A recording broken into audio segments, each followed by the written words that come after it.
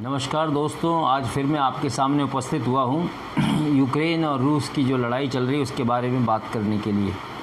आपको जैसा कि याद होगा 24 फरवरी को ये लड़ाई शुरू हुई थी और आज जो है 1 जून हो गया है और ये लड़ाई तकरीबन 100 दिन पहुँच गई है। और जेलेंस्की जो है युद्ध में ज़्यादा से ज़्यादा हथियार मांगने की अब कोशिश कर रहा है। वो कहते हैं अमेरिका को कि हमें हैवी वेपन दीजिए।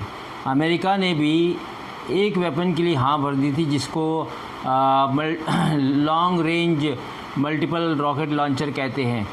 ये इस तरह का रॉकेट है जो कि एक मिसाइल की तरह है, जिसकी रेंज जो है करीब मैक्सिमम रेंज जो है 500 किलोमीटर है। आप बताइए, इस तरह के हथियार अगर यूक्रेन अब लेगा तो लड़ाई को और भड़काएगा, क्योंकि ये सीधा रूस में अटैक करेगा और जो लड़ाई अभी तक छिड़ी हुई है वो और ज़्यादा घातक होने वाली है। हालांकि ये सुनने में आया है कि कल जो बाइडेन ने इसमें मना कर दिया है कि हम जो है यूक्रेन को ये जो है लॉन्ग रेंज रॉकेट लॉन्चर जो है वो नहीं देंगे, बल्कि हम दूसरे वेपन देंगे उसको, शॉर्ट रेंज रॉकेट लॉन्चर्स देंगे और जो शोल्डर्ड फायर रॉकेट लॉन्चर्स हैं वो हम देंगे।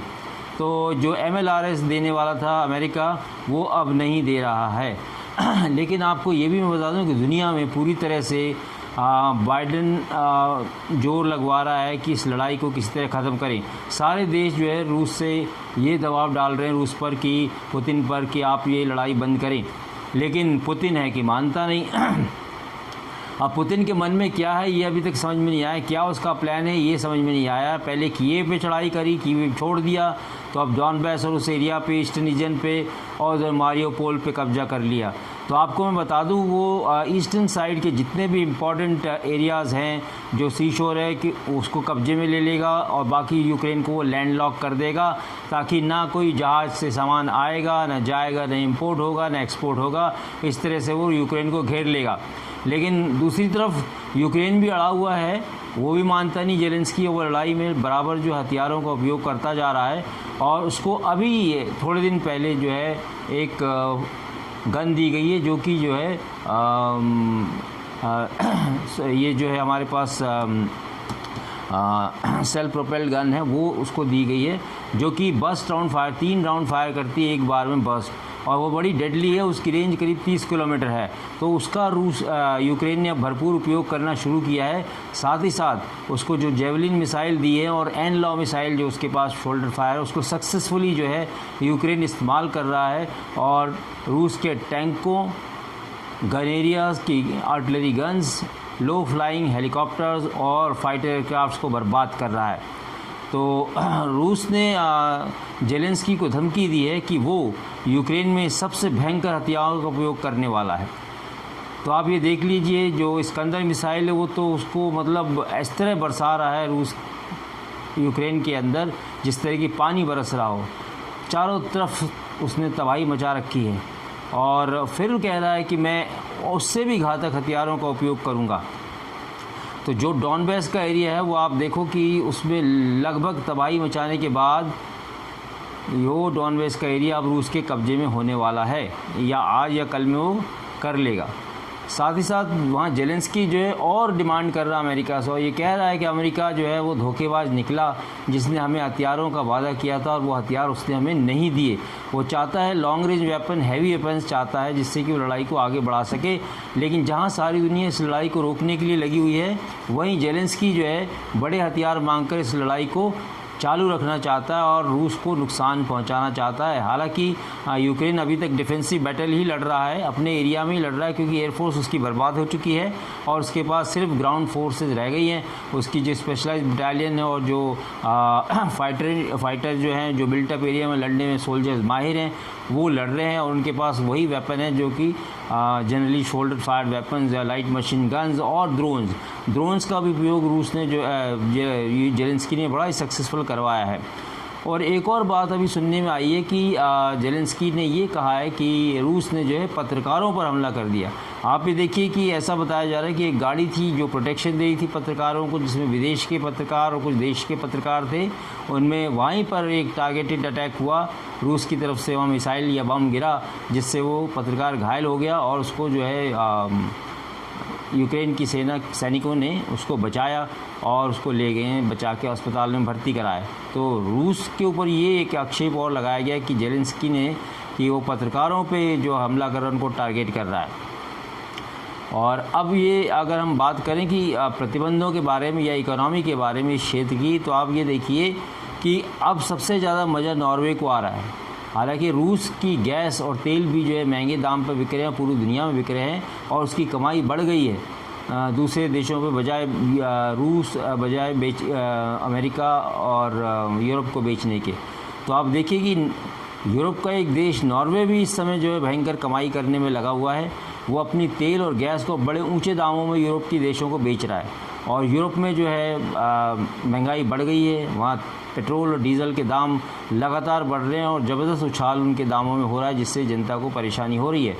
लेकिन इस बात की परवाह न करते हुए जो रूस और यूक्रेन में लड़ाई छिड़ी हुई है उसका नॉर्वे भरपूर फ़ायदा उठा रहा है और उसी सौदागर की तरह कि जब परेशानी लोगों को हो रही है तो ये जो है ब्लैकमेल कर रहा है या होर्डिंग कर रहा है और महंगी कीमतों पे जो है यूरोप को ऑयल और गैस बेच रहा है। इसका ज़बरदस्त फ़ायदा उठा रहा है। इसका जो व्यापार इस पिछले 4 महीनों में जो है तकरीबन जो है 6 गुना हो गया है इसकी जो कमाई है। तो आप ये देख लीजिए। और जहाँ तक रूस और यूक्रेन की लड़ाई में जो रूस के ऊपर प्रतिबंध लगे हैं और जो लड़ाई में उसको खर्चा हो रहा है, जो नुकसान उसका हो रहा है लड़ाई में रोज़ का, और जो प्रतिबंधक वैसे हो रहा है उसमें अगर वो देखें तो वो रूस कहता है कि मैं तेल और गैस बेचकर तकरीबन लड़ाई के प्रतिदिन के खर्चे से 6 गुना प्रतिदिन कमा रहा है तेल और गैस से। तो आप अंदाज़ लगा लिए कि रूस सस्टेन करेगा इस लड़ाई को, क्योंकि जो खर्च हो रहा है उससे वो 6 गुना प्रतिदिन ऑयल और गैस बेच के दुनिया को कमा रहा है। तो प्रतिबंधों का असर रूस पर ज़्यादा नहीं हुआ है, रूस के बजाय यूरोप और अमेरिका पे इन प्रतिबंधों का असर बहुत ज़्यादा हुआ है। और वहीं यूरोप में महंगाई बढ़ रही, जैसे मैंने पहले आपको बताया, पेट्रोल डीजल के दाम बढ़ने से ट्रांसपोर्टेशन सामान का आना जाना वो सब महंगा होता जा रहा है और कमोडिटीज़ की जो प्राइसेस हैं वो दुनिया भर में बढ़ती जा रही है।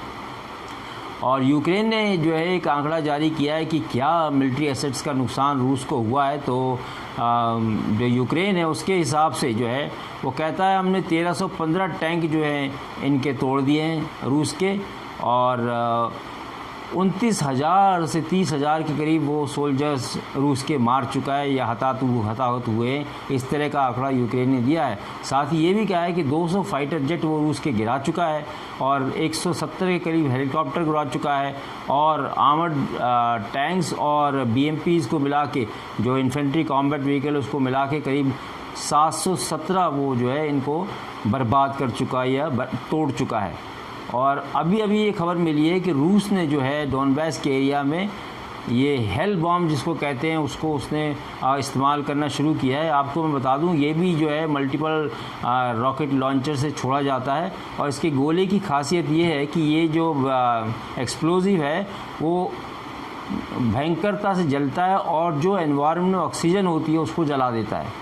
तो इंसान जो वहाँ रहते हैं आसपास के एरिया में, जो इसका जोन होता है, जो हिट जोन होता है जिसके अंदर नुकसान होता है, उसके आसपास रहने वाले लोगों को ऑक्सीजन नहीं मिल पाती और उनके फेफड़े जो है बिना ऑक्सीजन के शोषित हो जाते हैं या सिकुड़ जाते हैं, जिससे इंसान की मौत कुछ सेकंड में हो जाती है। तो इसको दम घोटू बम के नाम से भी हम कह सकते हैं, जानते हैं, दुनिया इसको जानती है। और इसकी रेंज जो है बॉम्ब की करीब 6 किलोमीटर है और ये फेफड़े की जो है हवा खींच लेता है, क्योंकि जब आपको ऑक्सीजन नहीं मिलेगी आपके फेफड़े जोर लगाएंगे ऑक्सीजन खींचने के लिए एनवायरनमेंट से, और ऑक्सीजन नहीं मिलने से वो सिकुड़ जाएंगे, कॉन्ट्रैक्शन हो जाएगा और इसलिए आपकी जो है इंस्टेंट जो है डेथ हो जाती है। और लोगों को कई लोगों को ये भी प्रॉब्लम हुई है कि वो एक तरह से कहने पागलपन के शिकार हो गए हैं या उनका दिमाग काम करना बंद कर दिया, वो ब्लैकआउट हो गए हैं अगर उनके दिमाग में ऑक्सीजन नहीं पहुंची। ऐसे भी कुछ केसेस हैं जो कुछ मिनट या कुछ सेकंड के लिए लोग ब्लैकआउट हुए हैं उस एरिया में जहाँ पे इन बमों का जो है धमाके हुए हैं या रूस ने इनको नुकसान पहुँचाया है डोनबास के इलाके में। अभी एक और बात अभी नई इसमें पता चली है कि जो अब इस्कंदर मिसाइल जो शुरू में मार्च और अप्रैल में इस्तेमाल करी थी रूस ने यूक्रेन के ख़िलाफ़, अब भयंकर रूप से जो है इस्कंदर मिसाइलों का प्रहार कर रहा है। ये इस्कंदर मिसाइल जो है ये भी न्यूक्लियर वॉरहेड कैरी कर सकती है, बट तरह तरह के इसमें एम्यूनिशन वॉरहेड लगाए जाते हैं जिनका उपयोग अलग अलग जगह या अलग अलग तरीके से होता है।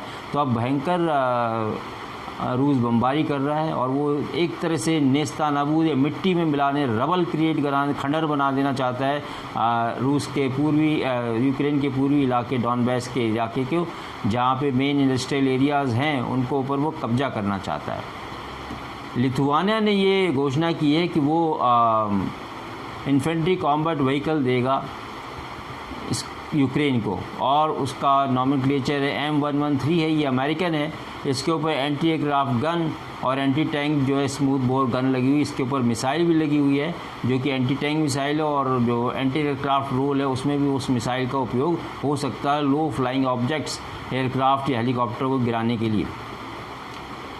साथ ही साथ ये भी पता चल रहा है कि चेचेन लड़ाके जो कादिरोव के अंडर में लड़ रहे हैं, जो रूस का पुतिन का समर्थक है, अब उसने पोलैंड को खुली धमकी दे दी है। वो कहता है कि जिस तरह हमने बर्बादी जो है मारियोपोल के इलाके में और बाकी इलाकों में रूस की सेना के साथ मिलकर करी है, हम पोलैंड को 6 सेकंड में हरा सकते हैं, ये उसने दावा ठोका है। और चूँकि पोलैंड जो है वो हथियार देना चाह रहा है यूक्रेन को, हैवी वेपन, खासकर वो हविट्ज़र देना चाह रहा है, जिसकी वजह से ये बात कही गई है। और वो कहता है पोलैंड को हम 6 सेकंड के अंदर बर्बाद कर देंगे। तो आपको पता होगा कादिरोव जो है ये लोग मर्सनरी है। इन्होंने जिस तरह से लोगों को जो आपने देखा बुचर ऑफ बूचा, जहाँ पे हज़ारों निगत्ते नागरिकों को मार डाला गया था, जिनके हाथ पैर बंधे पाए गए थे, इस तरह का नरसंहार वहाँ पे हुआ था। तो अभी अभी ये खबर भी मिल रही है कि रूस का एक सैनिक जो प्रिजनर ऑफ वॉर है यूक्रेन के पास, उसने कंफर्म किया है कि उन लोगों को रिटन ऑर्डर्स मिले थे सिविलियंस को मारने के लिए, और सिविलियंस को बेला फुसला के पहले उनको दिखाना कि सोल्जर्स जो है रूस के उनके साथ हैं, उनका भला चाहते हैं, उनको मिठाई बांटो, उनको स्वीट्स दो, उनको फ्लावर बांटो, और उसके बाद में उनकी हत्या कर दो। इस तरह की बात भी की गई है, और ये कहा गया है कि ये ऑर्डर जो है रूस की सेना को लिखित रूप में मिले हैं। तो अब आगे देखिए क्या होता है। ये लड़ाई जो है अब कितना आगे जाती है, क्योंकि रूस ने ये फैसला कर लिया कि वो बर्बाद करके ही छोड़ेगा। और अमेरिका का जो एटीट्यूड था, जो मल्टी रॉकेट लॉन्चर, ये जो मिसाइल जो है वो जो 500 किलोमीटर तक मार करती है, डेडली वेपन है, वो ना देने के पीछे तो रूस समझ गया था कि बाइडेन जो है, अमेरिका जो है डरा हुआ है रूस से, ताकि रूस के साथ डायरेक्ट जो है कन्फ्रंटेशन ना हो और कोई मिलिट्री जो है एडवेंचर ना हो।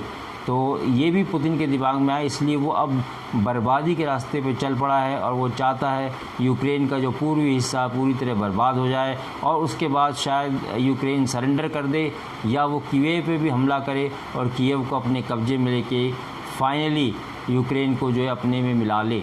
ऐसी स्ट्रेटेजी उसके दिमाग में लगती है, लेकिन कह नहीं सकते कुछ जब तक कि फाइनली ग्राउंड पे कुछ होता नहीं, या कोई पीस मिशन चलता नहीं, या आपस में कोई बात करते नहीं। लेकिन मुझे नहीं लगता कि ये लड़ाई इतनी जल्दी ख़त्म होने वाली है। हो सकता है कि कोई चमत्कार ही हो जब ये लड़ाई ख़त्म हो और युद्ध विराम की घोषणा हो, लेकिन तब तक के लिए युद्ध चलेगा, विनाश होगा, इकोनॉमी दुनिया की ख़तरे में आएगी, और जो देश रूस से और इनसे ख़रीद रहे हैं क्या सामान, जो गैस ख़रीद रहे हैं यूरोप में, तो वो ख़रीदते रहेंगे, महंगे दामों पे ख़रीदेंगे, और वह महंगाई भी बढ़ेगी। अगर आपके कोई क्वेश्चन है, आप कुछ जानना चाहते हैं, तो आप कमेंट बॉक्स में मुझे लिख सकते हैं।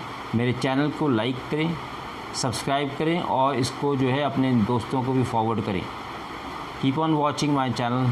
Till then, thank you very much and good bye.